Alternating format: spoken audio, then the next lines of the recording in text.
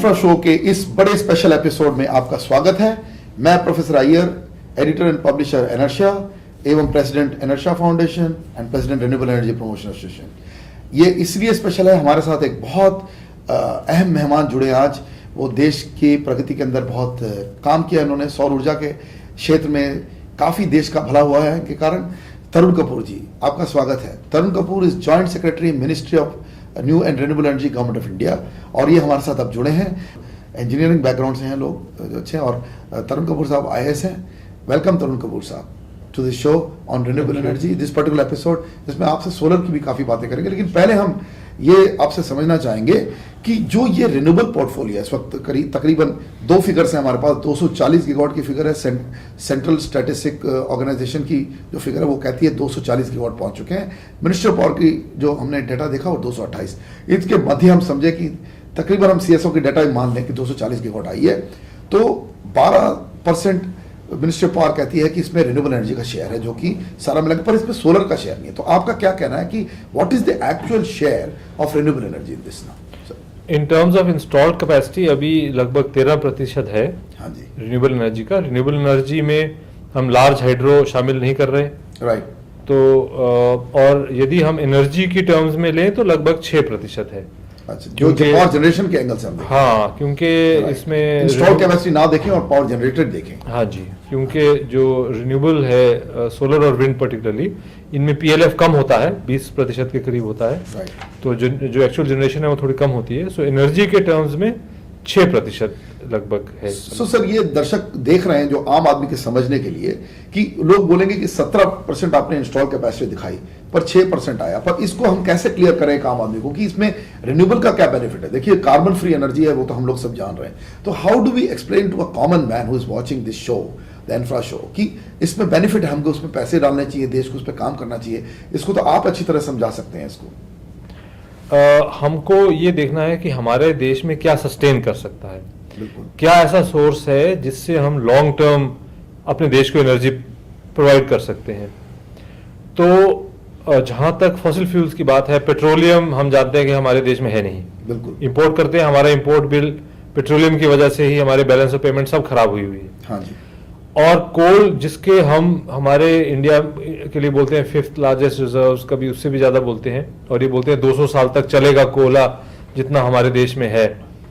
परंतु आज स्थिति ये आ गई है कि 20 से 30% कोल इंपोर्ट हो रहा है जो पावर प्रोजेक्ट्स में यूज हो रहा है। बिल्कुल बिल्कुल। और ये कहा जा रहा है कि 2030 तक ये सिचुएशन आ जाएगी कि India will become the largest importer of coal. और यदि यही ट्रेंड रहा तो एक टाइम 2050 तक ये सिचुएशन आ जाएगी कि बाकी कोई कंट्री नजदीक ही नहीं होगा, इतने ज्यादा इंपोर्ट्स कोल के इंडिया को चाहिए होंगे। हाँ, लेकिन इसका पैसा कहां से आएगा? सो क्या ये हम सस्टेन कर पाएंगे? क्या इसके लिए फॉरेन एक्सचेंज हम दे पाएंगे?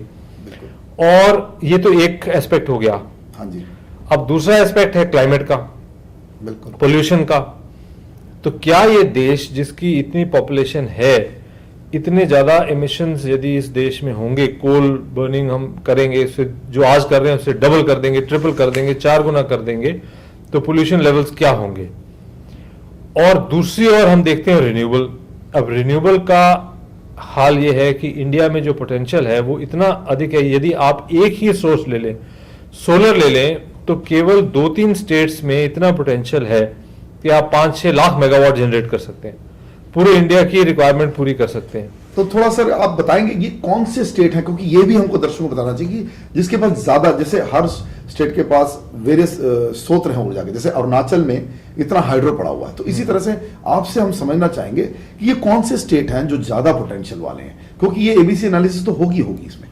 जो जहां तक सोलर रेडिएशन का सवाल है, हाँ जी, तो सोलर रेडिएशन तो पूरे देश में है। बिल्कुल। अब उसमें कुछ जगह ज्यादा है, कुछ जगह कम है। हाँ जी। जो वेस्टर्न पार्ट इंडिया का है, जिसमें राजस्थान, गुजरात, कुछ पार्ट आंध्रा का आ जाता है, और अभी मध्य प्रदेश का भी कुछ पार्ट ऐसा है, यहाँ पे सोलर रेडिएशन बहुत अच्छा है।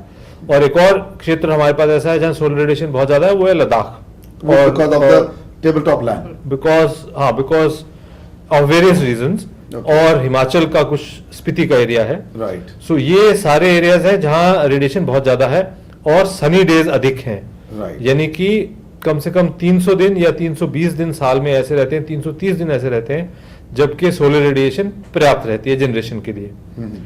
अब इसके बाद जो मेन इंपॉर्टेंट एस्पेक्ट है वो ये है लैंड अवेलेबिलिटी। क्या भूमि उपलब्ध है और कम दाम पे उपलब्ध है? वेस्ट लैंड, हम ऐसी लैंड नहीं यूज करना चाहते जिसमें जो कोई उपजाऊ है। क्रॉप हो सकती है, बिल्कुल। और हम ऐसी लैंड भी नहीं यूज करना चाहते जिसकी ज्यादा वैल्यू है। राइट। सो ऐसी लैंड कहाँ उपलब्ध है? तो ये राजस्थान में बहुत उपलब्ध है, इवन मध्य प्रदेश में बहुत ऐसी भूमि उपलब्ध है, आंध्रा में भी है, गुजरात में है, कच्छ एरिया में बहुत ऐसी भूमि उपलब्ध है। बिल्कुल। और यदि अगर हम पहुंच जाएं लद्दाख और ये कोल्ड डेजर्ट्स में, तो वहां तो बहुत अधिक मात्रा में भूमि उपलब्ध है जिसका कोई उपयोग नहीं हो रहा, जहां कुछ उगता नहीं है, वहां पे केवल ट्रांसमिशन एक इश्यू है।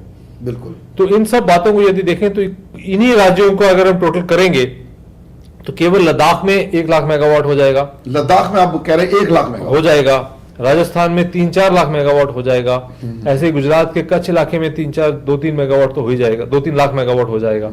तो इस प्रकार ये कुछ क्षेत्र ऐसे हैं जहां पे बहुत हम अधिक मात्रा में सोलर विद्युत का उत्पादन कर सकते हैं। वैसे विंड की बात है, हाँ जी। सो विंड का पोटेंशियल जो हमने ऑफिशियली असेस किया है, पहले हम 49,000 मेगावाट्स बोलते थे, बिल्कुल, अब तो काफी। फिर अब हम 1 लाख बोलने लग गए, बिल्कुल, ऑफिशियल सही फिगर है। और कुछ असेसमेंट्स जो इंडिपेंडेंट असेसमेंट्स हैं वो 12 लाख मेगावाट भी बोलती हैं, 8 लाख भी बोलती हैं, और वो डिपेंड करता है आप कितनी विंड वेलोसिटी पे जनरेशन करने को तैयार हैं, लो विंड रिजीम में भी जनरेशन करने को तैयार हैं या नहीं तैयार हैं, और आप थोड़ी हाइट पे ले जाना चाहते हैं, अपने हब मास्ट की हाइट बढ़ाने को तैयार हैं, तो जनरेशन अधिक पॉसिबल हो जाती है विंड में भी। सो केवल ये विंड और सोलर ले लें तो हमारा पोटेंशियल अपार हो जाता है, जितना हमको चाहिए उससे अधिक हो जाता है। और अगर सोलर में हम रूफटॉप भी कवर करते हैं, हाँ, ये बड़ा इंपॉर्टेंट सवाल है कि सर आप रूफटॉप देखिए, लैंड बैंक की आपने इशू बताई, तो जिन स्टेट में लैंड लॉक्ड है, जैसे महाराष्ट्र है या कोई स्टेट है जहां पर लैंड की काफी बहुत बड़ी इशू, वेस्ट बंगाल है, हाँ, तो यहां पर रूफटॉप को क्यों नहीं हम बहुत तूल दे? हाँ, रूफटॉप की अब हम प्रमोशन अब कर रहे हैं, Right. उस सेक्टर को अब हम टैप कर रहे हैं। और रूफटॉप का अगर हम पोटेंशियल की बात करें तो वो पोटेंशियल भी लाखों में पहुंच जाता है। नहीं, इसमें मैं मिनिस्टर से कहना चाहूंगा सर, ये रूफटॉप की पॉलिसी, ये बड़ी विडंबना है कि मैं कोई अच्छी पॉलिसी देख नहीं रहा हूं, कोई पूर्ण रूप से कोई क्लैरिटी नहीं है इसके अंदर। इसमें क्योंकि जो ज्यादा इशू है वो केवल हमारी पॉलिसी, मिनिस्ट्री की पॉलिसी का नहीं है, ज्यादा रेगुलेटरी इश्यूज हैं और स्टेट रेगुलेटर्स को इसमें ऑर्डर्स इशू करने हैं, और लगभग काफी सारे रेगुलेटर्स ने ऑर्डर ऑलरेडी इशू कर दिए। अच्छा, फोरम ऑफ रेगुलेटर कितने स्टेट ने सर, आपके हिसाब से, आपके नजर में कितने स्टेट, अब हमारे 30 स्टेट हो गए, उल्टा एक और आ गया है, तो ये उनको छोड़ दीजिए, नया स्टेट आया, जो एग्जिस्टिंग स्टेट है उसमें कितने स्टेट ने, ये रेगुलेटर्स ने मतलब they have come up with a solar rooftop policy, clear policy which can be commercialised? हाँ, see, regulators are not coming up with policies. All we need is a regulation from them, which allows grid connectivity at low voltages, distributed generation की connectivity grid के साथ allow करें। Right, grid integration of this distributed. हाँ, integration भी खैर बाद में आएगी, वो तो तब आएगी जब पावर ग्रिड में जाने लगेगी। कनेक्टिविटी, आज तो केवल कनेक्टिविटी की बात है, ताकि सरप्लस पावर ग्रिड में फ्लो कर सके। राइट, उसमें ये डिफाइन करना होता है कि किस वोल्टेज पे कितना बड़ा पावर प्लांट किस वोल्टेज पे कनेक्ट करना अलाउ किया जाएगा। दूसरी बात ये आ जाती है कि जो पावर ग्रिड में जाएगी उसको क्या नेट मीटरिंग होगी या उसका फीड इन टैरिफ होगा, उसका किस दाम पे, किस अमाउंट पे उसको क्रेडिट मिलेगा, ताकि जो पावर डालता है उसको कैसे बेनिफिट मिलेगा। और फिर तीसरा इशू आ जाता है कि जो मीटर्स हैं, टू वे मीटर्स, वो अलाउ किए जाएंगे या नहीं किए जाएंगे। राइट। सो इन इश्यूज को काफी रेगुलेटर्स, 5-6 रेगुलेटर्स ने तो क्लियर ऑर्डर कर दिए हैं। हाँ, मतलब आपका कहना मोटा मोटी 5-6 स्टेट तैयार हो चुके, हाँ, 5-6 सेट तैयार हो चुके, तो मतलब शुरुआत हो चुकी है। हाँ, अब उसको ऑर्डर को इंप्लीमेंट करने में डिस्ट्रीब्यूशन कंपनीज को अपनी तरफ से कुछ क्लैरिटी लानी है। हाँ जी, वो प्रोसेस अब चल रहा है, समझ गया। और साथ में मिनिस्ट्री ऑफ पावर सीए के माध्यम से कुछ रेगुलेशंस या रूल्स आप कह लीजिए वो आने हैं। उसमें से एक डिस्ट्रीब्यूटेड जनरेशन का तो आ गया, अब मीटरिंग का आना है, वो अभी जल्दी आ जाएगा। और हमारी तरफ से, हमारी मिनिस्ट्री की तरफ से तो हम 30% सब्सिडी देते हैं, जो भी सोलर की इंस्टॉलेशन लगती है। उसमें हमने एक अमेंडमेंट कर दी थी जिसमें हमने जो ग्रिड को कनेक्ट होते हैं उसको भी ये सब्सिडी जारी रहेगी, केवल ऑफ ग्रिड को नहीं मिलेगी। ये अमेंडमेंट हम कर चुके, सो 30% सब्सिडी हमारी तरफ से अवेलेबल है, हमारी स्कीम में अमेंडमेंट हो गई। बिल्कुल सर इसमें थोड़ा सा आपको मैं रोकना चाहूंगा। इसमें एक क्रिटिसिज्म आई है सर, हम जो हमने रिसर्च करी है कि स्टेट की जो नोडल एजेंसी है वो इन्हीं सब्सिडीज को, वो सब्सिडी पहुंचती नहीं है आदमी के पास, या पैसे पहुंचते नहीं है, वो इस तरह के कंप्लेंट आ रहे हैं। हाँ, वो कंप्लेंट कुछ जगह होंगे क्योंकि गवर्नमेंट प्रोसेस में कई बार थोड़ा समय ज्यादा लग जाता है। हाँ। और कई अब क्योंकि डिमांड भी अधिक हो रही है, ये टेक ऑफ कर रही हैं ये स्कीम्स, तो कई बार बजट की कमी भी रहती है, तो उस वजह से भी डिले हो जाती है, परंतु उसको हम सॉर्ट आउट करेंगे उसको, ताकि मतलब ये आप एश्योरेंस देना चाह रहे हैं यहाँ पर कि ये लंबे तौर पे ये नहीं रहेगा। हाँ। लंबे तौर पे सॉल्व हो जाएगा। हाँ, सॉल्व हो जाएगा। और इसमें आप लोग इसमें मुहिम ले रहे हैं और लीडरशिप ले रहे हैं हाँ। इसके अंदर। और धीरे धीरे सब्सिडी की आवश्यकता भी नहीं रहेगी। हाँ बिल्कुल, वो क्योंकि तो आज competitive pricing में आ गए। हाँ, टैरिफ ऐसा हो गया है कि सोलर यदि आप लगाते हैं तो सोलर का पूरा सिस्टम इंस्टॉल करके लगभग 80 रुपए या 90 रुपए वॉट पड़ता है बिना बैटरी के। हाँ जी। बैटरी वाला सिस्टम थोड़ा महंगा होता है और वो वन टाइम इन्वेस्टमेंट है और वो 25 साल चलता है। सो यदि कोई लोन लेके भी लगा रहा है तो उसको वो कॉस्ट ऑफ जनरेशन जो है वो 8-9 रुपए किलोवाट आवर पड़ती है। Right. यदि हमारी सब्सिडी उसमें डाल दें तो वो रिड्यूस होके 6 रुपए 6.5 रुपए पे आ जाती है। और कमर्शियल टैरिफ्स तो आजकल ज्यादा स्टेट्स में इससे ज्यादा हैं ही। नहीं, अभी डोमेस्टिक टैरिफ महाराष्ट्र में हमने खुद निकाला है, 7 रुपए 31 पैसे है सब हाउस में, वो भी Maharashtra state electricity distribution company limited. हाँ। इसलिए 20% रिडक्शन किया। हाँ। क्योंकि वो सारा पकड़ा गया अभी।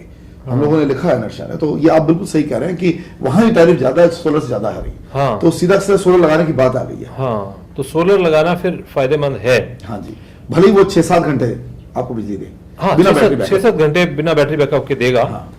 लेकिन जो फिर ये ग्रिड इंटरफेस वाला सिस्टम है, तो उसमें अगर आपकी जनरेशन दिन को ज्यादा है तो आप ग्रिड में डाल देंगे, शाम को आपको ग्रिड से मिल जाएगी। बिल्कुल, आप बैंकिंग कर रहे हैं। बिल्कुल। सो वो अरेंजमेंट जो है, उस अरेंजमेंट में यदि मान लीजिए एक हाउस होल्ड है, हाँ जी, वो अपने घर में 3 किलोवाट लगा लेता है, 3 किलोवाट का सिस्टम लगा लेता है। हाँ जी। और 1 किलोवाट जो है वो लगभग 5 यूनिट एक दिन में जनरेट करता है।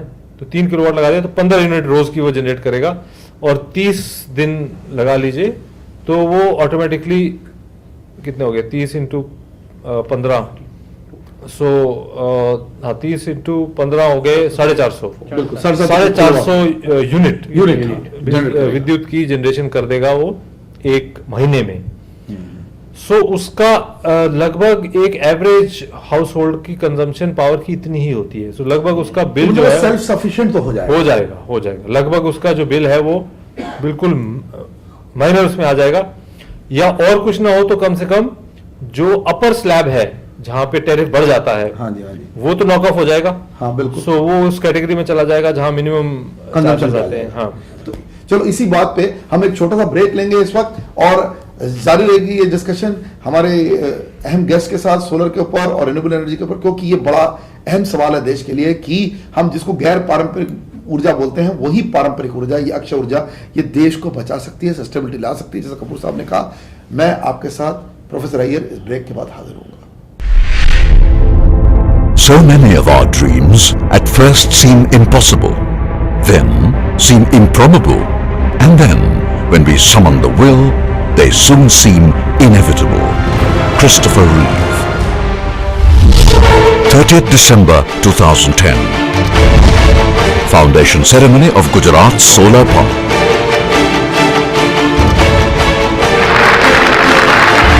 12 months later, 28th January 2012. 214 megawatts of solar power commissioned at world's first multi-developer, multi-facility, multi-technology, multi-beneficiary solar park at Charanka Village, District Patan, Gujarat. 19th April 2012. Gujarat dedicates 500 megawatt power generation capacity to the nation, as Asia's largest solar park is formally inaugurated in Gujarat. We are doing this mainly to contribute in the war against global warming and climate change. The story of Gujarat's solar park is a historic feat in itself. Visualized, planned, and swiftly implemented in record time of under a year, The most notable aspects were its execution and the political willingness to go the extra mile. A plethora of complexities had to be resolved before the park could see the light of day. Acquiring land, developing infrastructure, and handing over plots to individual developers had to be done simultaneously, while sensitively handling the issue of encroachment of land pockets by locals. Approach and internal roads had to be built. Reservoirs and systems for storing, treating, and distributing water had to be created. The project site fronted the desert of Kutch, and harsh weather conditions proved to be major constraints, with frequent flooding and the remoteness of the village adding to construction costs. Total quality management played a crucial part in achieving the success of the project, with a regularly monitored, web-based system specially developed to ensure the timely accessibility of both data and information. While 1,500 laborers diligently worked round the clock, developers were taken into confidence through periodic meetings where they were updated regarding the project's development and revisions at every stage. A team of experienced officials were available on-site 24/7 to promptly address clearance and approval issues. This helped to eliminate redundancies and reduce the duplication of efforts. Activities were completed within the scheduled time frame as every member of the project worked steadfastly around bottlenecks and ensured that the project was commissioned within schedule. A win-win project for all segments, the solar park saw many far-reaching consequences. Uniquely integrating environment, infrastructure, and social perspectives, the park led to vast areas of government wasteland being put to good use, with gainful employment benefiting larger rural sections and communication networks and irrigation water flowing through villages. This innovative approach will contribute to India's energy requirements and will create jobs and welfare without generating additional greenhouse gas emissions. As a prime example of energy conservation, with rainwater harvesting, carbon emission reduction, and groundwater recharge happening on a continual scale, the Gujarat Solar Park at Charanka bears testimony to one truth: that harnessing divine energies is the only way forward. And having the courage to go beyond one step today is the only way to a better tomorrow.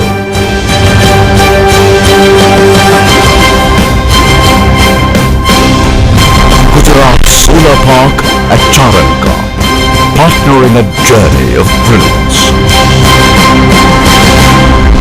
Break के बाद दर्शकों आप सबका स्वागत है।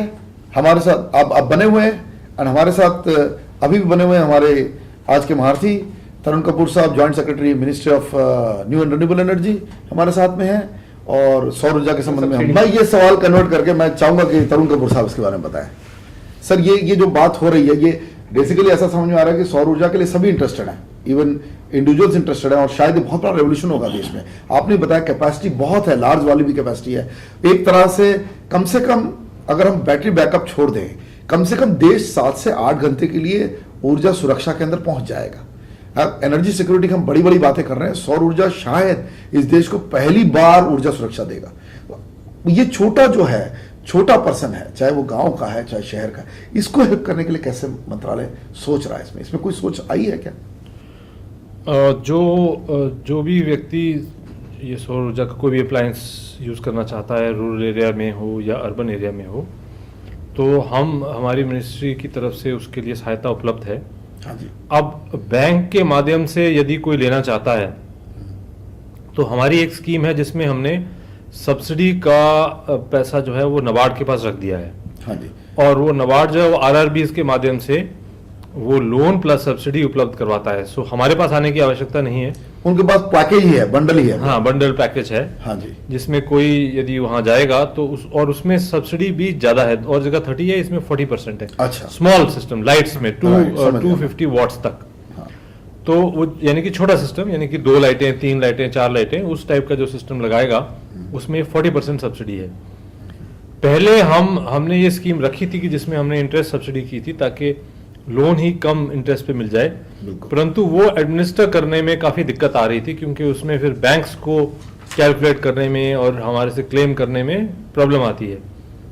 तो ये जो हमारी स्कीम है ये भी एक किस्म से जो बेनिफिशियरी है उसको वैसे ही पड़ जाती है, क्योंकि उसने यदि मान लीजिए किसी ने एक लोन लिया 20,000 रुपये का या 50,000 रुपये का, तो जो उसकी हर महीने जो उसको किस्त चुकानी है वो सब्सिडी उससे काट के अमाउंट जो बनता है वो ही उसको चुकाना है। बिल्कुल। सो वो एक इम्पैक्ट उसके ऊपर ऐसा ही है जैसे कि कम इंटरेस्ट पे उसने लोन लिया हो। हाँ। इम्पैक्ट उस व्यक्ति के लिए वैसे ही बन जाता है, लेकिन बैंक्स के लिए एडमिनिस्टर करने के लिए ये कैपिटल सब्सिडी वाला मॉडल बेटर है, क्योंकि उसमें उनको एक सब्सिडी अकाउंट देखना है और एक अपना लोन अकाउंट चलाना है जो वो अपने नॉर्मल अकाउंट को चलाते हैं। सो उनको मैनेज करना इजी पड़ रहा है। ये जो स्कीम है ये हमारी स्कीम लगभग 1.5-2 वर्ष पहले शुरू हुई थी, लेकिन उसको टेक ऑफ करने में थोड़ा समय लगा। अब ये टेक ऑफ करेगी। अब ये यूपी में, आंध्रा में, कुछ क्षेत्र बिहार के हैं वहाँ पर, और अभी JNK हम लोग गए थे वहाँ भी चल पड़ी है। सो काफ़ी अच्छा इसका रिस्पॉन्स आ रहा है। अभी ये सेम चीज़ हम एक्सटेंड करने जा रहे हैं सोलर वाटर हीटर्स के लिए, और वो नेशनल हाउसिंग बैंक के माध्यम से। और यदि कोई हाउसिंग का लोन लेता है उनकी किसी स्कीम में, तो उसमें ये सोलर वाटर हीटर साथ में आएगा। उसमें लाइट का पैकेज, हाँ, साथ में आ पैकेज, जाएगा। हाँ, उसमें लाइट का प्रोविजन भी है और सब्सिडी इनबिल्ट होगी। तो इसका मतलब ये है कि जो व्यक्ति ले रहा है लोन उसको कहीं दो जगह जाने की आवश्यकता नहीं। जो उसका हाउसिंग लोन है उसी में ही सोलर का जो कंपोनेंट है वो साथ में आ जाएगा, सब्सिडी भी बिल्ट इन आ जाएगी, और वो अपने घर में उसको बिल्कुल कम दाम पे लगा सकता है। अब इसी को हम जो कमर्शियल बैंक्स हैं उनके माध्यम से भी करना चाहते हैं, जिसके लिए हम एक तीसरी स्कीम कर रहे हैं, वो solar energy corporation of India करेगी, और उसके माध्यम से सब्सिडी और ये लोन का कॉम्बिनेशन जो है वो कमर्शियल बैंक्स के माध्यम से भी चलेगा। और हम ये देख रहे हैं कि कमर्शियल बैंक्स कितने इसमें आगे आते हैं। तो ये मतलब अर्ली डेज है, आपका कहना है कि एक्सपेरिमेंट चालू है, थिंकिंग चालू है। हाँ। एक तरह का वो समझा जा रहा है कि डिसेंट्रलाइज जो अपॉर्चुनिटी है डिस्ट्रीब्यूटेड पावर की सोलर में, वो बहुत बड़ी अपॉर्चुनिटी है।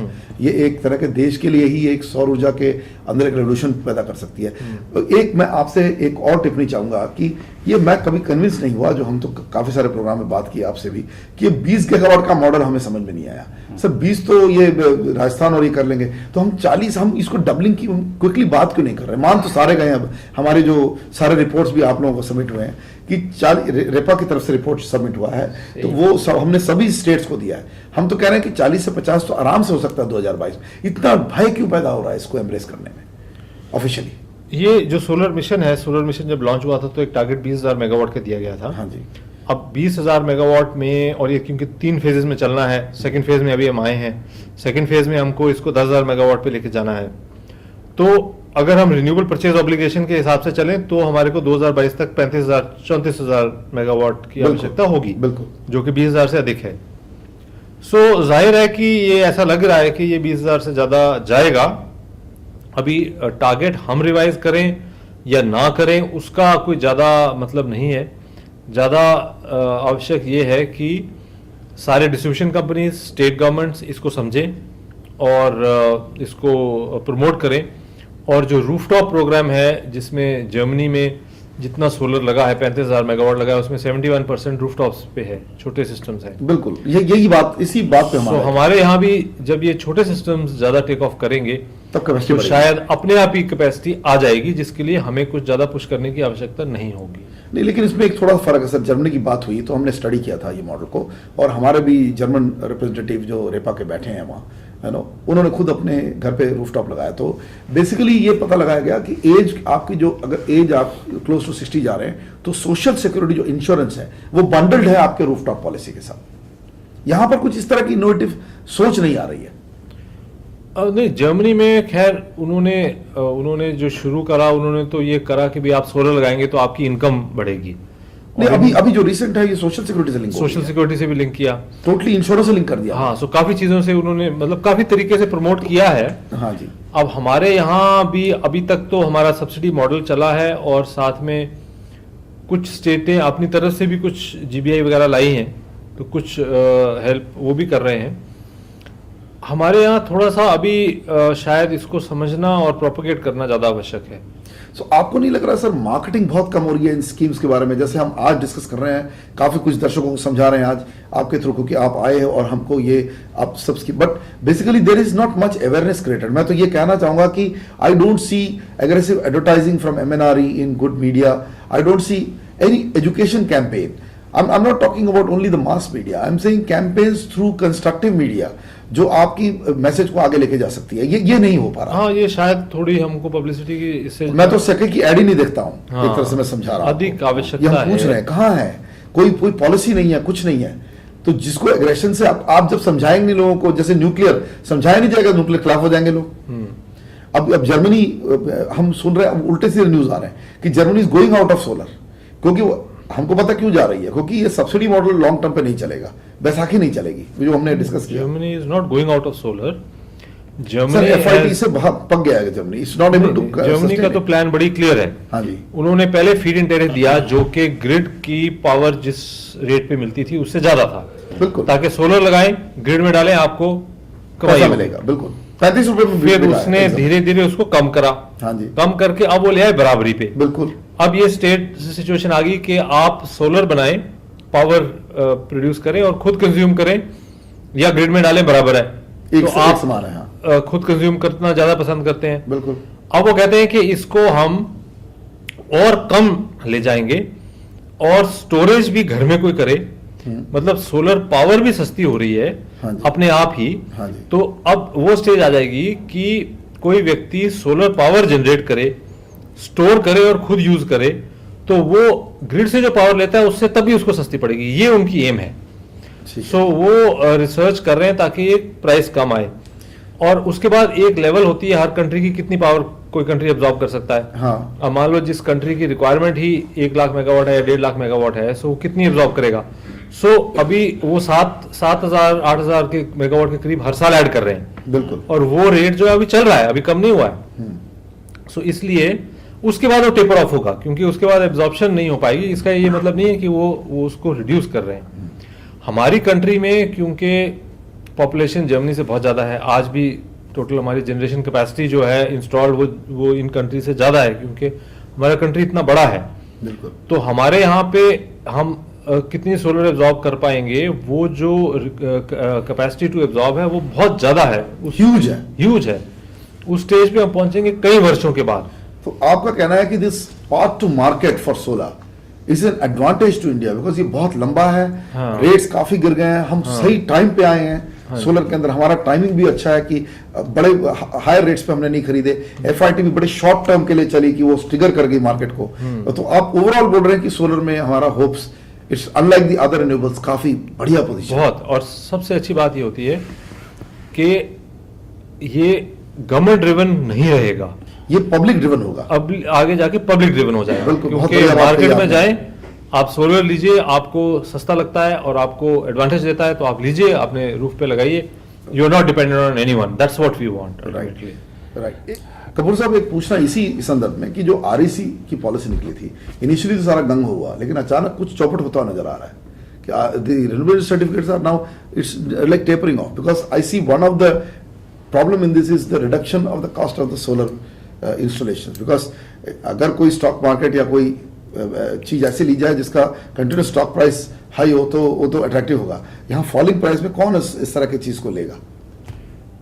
REC की जो स्कीम है उसको कुछ अभी चेंज करना आवश्यक है। हाँ जी, क्योंकि REC का जो कॉन्सेप्ट है वो मेरे विचार में इंडिया में बहुत ज़्यादा चलने वाला नहीं है, क्योंकि उसमें जो रिन्यूएबल परचेज ऑब्लिगेशन है वो उसको पूरा करने के लिए पावर खरीद सकते हैं, जो पावर नहीं खरीदता उसको REC खरीदना पड़ता है। राइट। ये इसका बेसिक कॉन्सेप्ट है। अब जो डिस्ट्रीब्यूशन कंपनीज है उनके पास बहुत कम पैसे हैं, उनके पास फाइनेंशियल प्रॉब्लम है, और जब फाइनेंशियल प्रॉब्लम है और कम पैसे हैं तो वो पावर खरीदेंगे, खाली REC खरीदने को तैयार नहीं है, बिल्कुल नहीं खरीद रहे। वो तो सस्ती बिजली खरीदना चाहेंगे जिससे हाँ, कंज्यूमर को सर्व करें। सस्ती भी खरीदना चाहेंगे, और वो कहते हैं कि खाली अगर REC ही है तो वो हम नहीं लेंगे, कि उससे पावर तो आई नहीं। बिल्कुल, इसका मतलब ये हो गया कि भी REC will be used only as a penal kind of a provision. अगर मान लो रेगुलेटर स्ट्रिक्ट है, बेसिकली तो परचेस ऑब्लिगेशन अगर उसने फुलफिल नहीं करी तो पेनल्टी आएगी, पेनल्टी आई तो उससे वो- बचने के लिए ही लेगा। उसको बचने के लिए आरईसी लेगा, और आरईसी महंगा है तो वो फिर क्या करेगा कि वो बोलेगा मैं पावर ही ले लेता हूं वो ताकि ज्यादा मुझे बेहतर। आरईसी ज्यादा ना लेना पड़े। बिल्कुल सही है, लेकिन वो भी तब होगा अगर अगर रेगुलेटर उस पर सख्ती करेंगे। बिल्कुल। अभी सख्ती ज्यादा नहीं है, बट ये क्यों, ऐसा क्यों? रेगुलेटर को सख्ती करनी चाहिए, वो मौका तो अभी बहुत अच्छा है। शायद धीरे धीरे माहौल बनेगा। अभी हो रही है, एक दो केस ऐसे हो गए हाँ जी। इसमें रेगुलेटर्स ने स्ट्रॉन्ग ऑर्डर्स पास करे हैं। एक जगह तो पर्सनल पेनल्टी भी लगाई है, किसी ऑफिसर के ऊपर पर्सनल पेनल्टी भी लगाई है। सो वो थोड़ा ट्रेंड वो आ रहा है। अब इसमें इंपॉर्टेंट चीज ये है कि जो आरईसी है, सोलर आरईसी पर्टिकुलरली, वो अभी उसका रेट बहुत ज़्यादा है। वो इतना ज़्यादा है कि सोलर पावर से भी उसका रेट ज़्यादा है। सो उसमें शायद कुछ बदलाव की आवश्यकता है, और फिर ये भी देखने की आवश्यकता है कि आरईसी की मार्केट कितनी बड़ी हो सकती है, कितना हम एब्जॉर्ब कर सकते हैं। उससे ज़्यादा बड़ी मार्केट जो है वो सस्टेन करेगी नहीं। तो मेरा विचार तो ये है कि जो रिन्यूएबल परचेज ऑब्लिगेशन है वो 90% तो पावर खरीद के ही पूरा होगा, बिल्कुल। और लगभग 10% आप आरईसी के माध्यम से मान सकते हैं। उससे ज़्यादा आरईसी मार्केट एक्सपैंड होगी नहीं। तो क्या अभी वो फिर वही सवाल आ जाता है कि क्या अब हम पोर्टफोलियो ऑब्लिगेशन की बात करें, then all this kind of things, क्योंकि अब तो direct generator like for example NTPC में बड़ी अच्छी एक्सपेरिमेंट हुई थी कि वो 2% वाली बात जब हमने नशा ने उठाई थी, तो वो डीके जैन साहब के टाइम पे ये अंदर गया, और उसके बाद now 2% of their entire capacity, basically ये बात हुई थी ऑक्सिलरी कंजम्पशन से, कि थर्मल का ऑक्सिलरी कंजम्पशन 7% है, उतना तो वो सोलर ऑब्लिगेशन करें। हम तो बाकी रिन्यूएबल्स की बात नहीं कर रहे थे, बहुत बड़ा लैंड बैंक अवेलेबल है। इस तरह की चीज से कैपेसिटी एडिशन बहुत बड़ा होगा, उससे से आपका 10 से 15 या 20 गीगावाट भी हो सकता है। तो what I am overall trying to come to the point is कि हम ये जो हमारा टारगेट है 20 को, हम इतना घबराए बिना हम कहें कि पॉसिबिलिटी है।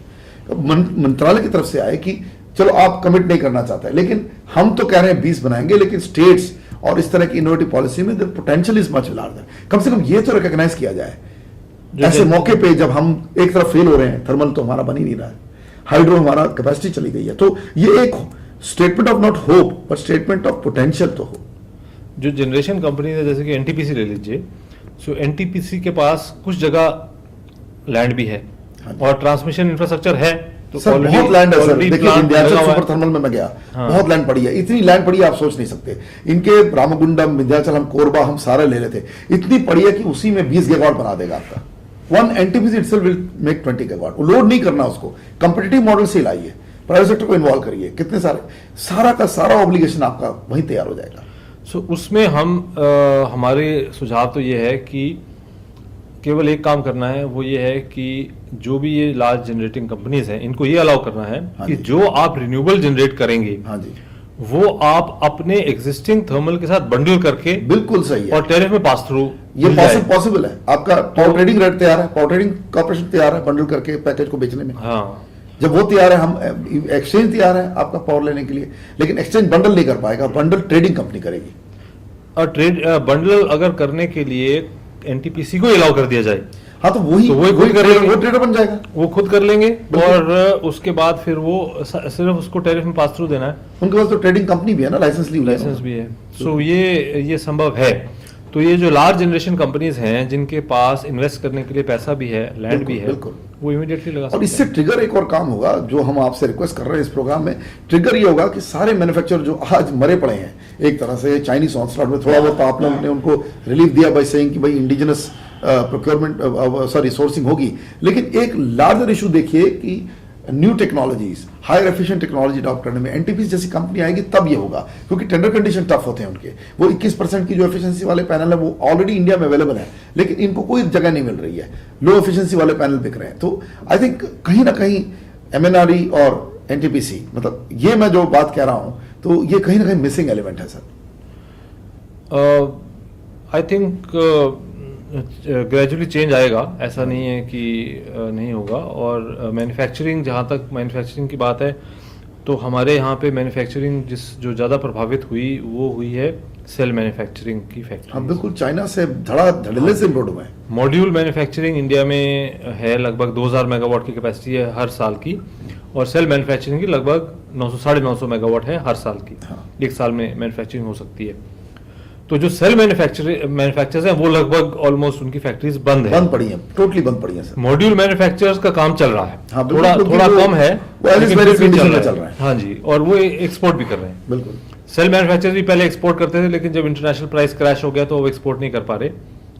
तो हमने अब ये प्रोविजन करा है कि डोमेस्टिक सेल यूज करना होगा कुछ तो हमारी mandatory है स्कीम में, मतलब? नहीं सारी स्कीम्स में नहीं है, केवल हमने जो अपनी एक प्रोक्योरमेंट करी है उसमें 375 मेगावाट्स में मैंडेटरी है। या बिकॉज इसमें बेसिकली आपका एफआईटी इन्वॉल्व है।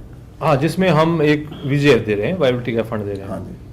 तो उससे अब ये फैक्ट्रीज यदि प्रोड्यूस करने लग जाती हैं और वापस मार्केट में आ जाती हैं, तो फिर हम कुछ और स्कीम्स भी ऐसी लाएंगे, उनके लिए कुछ मार्केट मिलेगी, और धीरे धीरे जब वो मार्केट में आएंगे तो शायद अपने आप उनको मार्केट में उनका प्रोडक्ट जो है वो बिकने लग जाएगा। इंटरनेशनल मार्केट में भी दो चीज़ें हुई हैं। एक चीज़ तो ये हुई है कि जब ये डॉलर वर्सेस रुपी कुछ चेंज आया है तो इंडियन प्रोडक्ट अपने आप ही थोड़ा सा कॉम्पिटिटिव हो गया। और दूसरा चेंज जो आया वो ये आया है कि चाइना में अपनी रिक्वायरमेंट अब काफी ज्यादा हो गई, तो वो प्रोग्राम इतना कैपेसिटी नहीं है कि वो बाहर भेज पाए। इसलिए इंडियन मैन्युफैक्चरर्स के लिए अब थोड़ी सी, तो बेसिकली हम ये कह रहे हैं कि कॉम्पिटिटिव मॉडल से इसमें तो हम बच गए कि यहाँ कोई एंटी डंपिंग ड्यूटी की जरूरत नहीं पड़ेगी। जिस तरह की हम थर्मल की बात कर रहे हैं, थर्मल का 70 गीगावाट इंपोर्ट हुआ, ये हम बाद में बात करेंगे। जो 4,20,000 करोड़ का देश का नुकसान हुआ उस पर हम थर्मल बात करें, लेकिन सोलर में आप कह रहे हैं कि इतना बड़ा कोई मुद्दा नहीं है, हम कम्पीट कर सकते हैं, हमारे मैन्युफैक्चरर्स कैपेबल हैं और हमारा कोई टेक्नोलॉजिकल लैब भी कोई बड़ा नहीं है। तो अगर विल हो, अगर पॉलिसी डायमेंशन हो, और जैसे आपके मिनिस्ट्री ने बहुत अच्छा काम किया, इनफैक्ट आई वुड से कि we would say rate this ministry as one of the finest perform ministry and congratulations to you. इस प्रोग्राम में मैं चाहूंगा कि इसी तरह का काम होता रहे और हम सौर ऊर्जा शक्ति बने, सुपर पावर कहीं एक जगह कहीं और नहीं बन पाए, सोलर सुपर पावर तो हम बन पाए। और जो 50 गीगावाट की हम बात कर रहे हैं 2022 में, ये वाकई सत्य हो। आप लोगों का इस प्रोग्राम में आने के लिए धन्यवाद, और हम चाहेंगे कि हम इस तरह के डिस्कशन फिर कर पाएं और लोगों को, अपने व्यूअर को और समझा पाएं कि सौर ऊर्जा और इस तरह के रिन्यूएबल एनर्जी जो हैं, हमारे अक्षय ऊर्जा स्रोत हैं, वही देश का फ्यूचर है, वही सस्टेनेबिलिटी ला सकते हैं। धन्यवाद आप सबको। फिर मिलेंगे आपको एनफा शो में अगले एपिसोड में किसी और मुद्दे के साथ।